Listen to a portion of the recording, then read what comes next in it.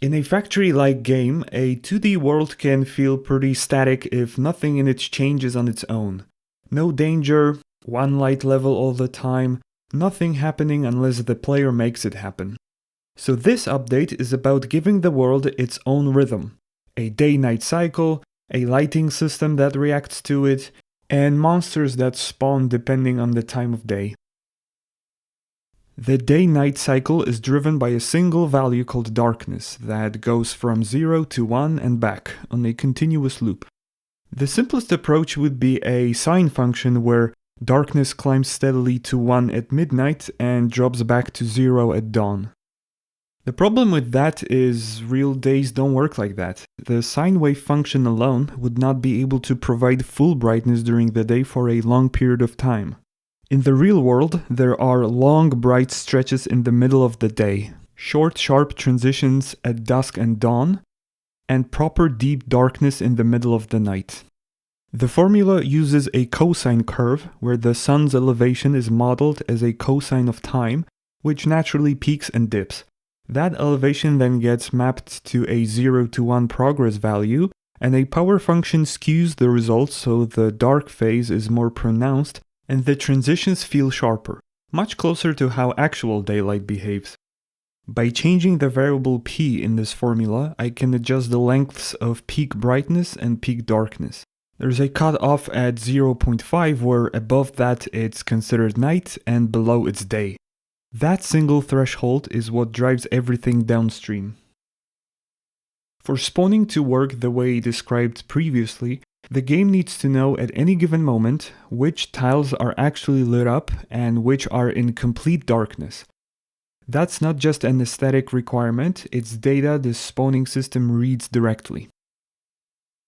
Godot's built-in point light 2D seemed like the natural starting point. Just drop a light node on every torch, wire up the sun, and it's done. The problem is there's a hard cap of 16 active lights, so once it is hit, new lights simply stop working, and tiles that should be lit stay dark and everything gets glitchy.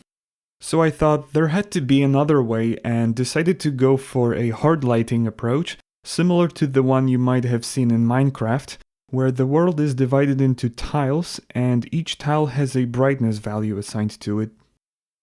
The new lighting system is built around a 2D image, where each pixel represents one tile on the map. Each pixel stores a brightness value between 0 and 1, so black means no light and white means fully lit. Every time something changes, let's say a torch gets placed or a door opens, the image gets cleared to black and rebuilt from scratch. Starting with the rebuild, light sources get collected first, so for example torches or anything that emits light. Then wall positions get collected separately as occluders. A flat fill then runs outward from each light source, spreading brightness tile by tile and stopping when it hits a wall or falls off past the light's radius. The blending step is simple, where if a tile is already brighter than what a new light source is trying to give it, it just keeps its existing values, so light sources never cancel each other out. Doors are wired in two, so opening or closing one triggers a recalculation since a closed door blocks light and an open one doesn't. The lighting image on its own is just data. The custom shader is what turns it into the darkness the player actually sees. Every frame the shader runs on a full screen canvas layer. For each pixel on screen, it figures out which tile in the world that pixel corresponds to, accounting for camera position, zoom level, and viewport size. Then looks up that tile's brightness in the lighting image.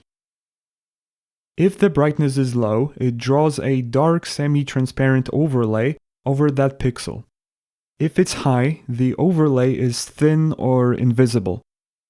The global darkness value, which is the day-night output from earlier, scales the whole thing, so at noon even unlit areas aren't pitch black, and at midnight the darkness is at full strength.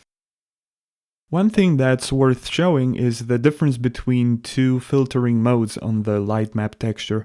Filter nearest gives hard edges where each tile is clearly defined, which fits well with pixel art since everything stays crisp and grid aligned.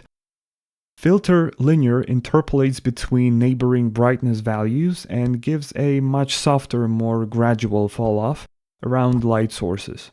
Neither is objectively better, it's purely a matter of preference and art style. This will probably end up as a toggle in the options menu.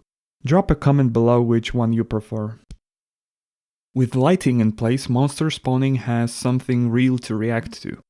Every second the game tries to spawn a monster. A random position is chosen anywhere in the world, and then a few checks determine whether anything actually appears there.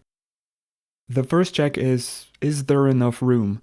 This uses a method called intersect shape from Godot's physics engine, which takes a shape and tries to insert it into the world at that position to see if it overlaps with anything.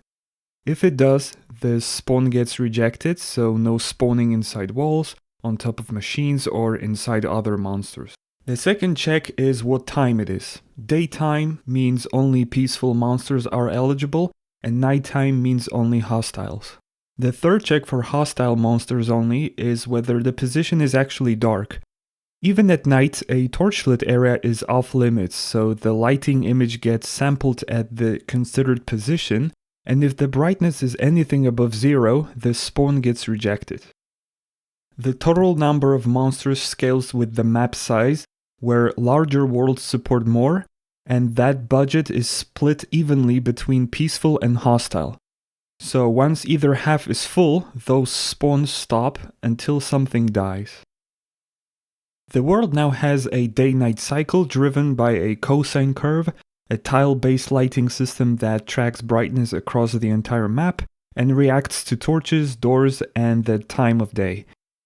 It also has a spawning system that reads all of that to decide what monsters appear and where. The world no longer just sits there, it changes on its own and pushes back.